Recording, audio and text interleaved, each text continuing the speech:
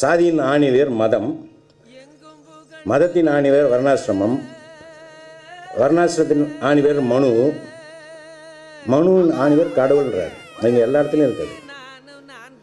கடவுளில் சாதி இருக்குது, கோயிலில் சாதி இருக்குது, குடிக்கிற தண்ணியில் சாதி இருக்குது, குளத்தில் சாதி இருக்குது. எங்கே இல்லை சாதி? இவங்க கடவுள் நம்புறவங்க சொல்லுவாங்க எங்கும் நிரந்தரமானன்ற மாதிரி, கடவுள் மறுப்பாளர்கள் சொல்லு ஜாதி எங்கேயும் இருக்குது. அதே மாதிரி தான்.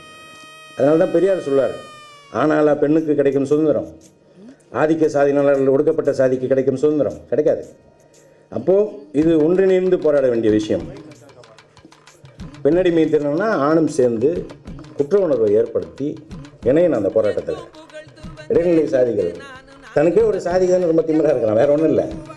பாப்பான்னு எனக்கு கீழே 3 சாதி, பாப்பானுக்கு கீழே இருக்கிற வயசுன்னு சத்தியம்னா பாப்பான மாதிரி நினச்சிக்கிறான். அதுதான் பார்ப்பனியம்னு பெரியார் சொன்னார். வகுத்து சொன்னார், தனக்கு கீழே ஒருத்தருக்கு மெதிச்சுனே இருக்கணும்.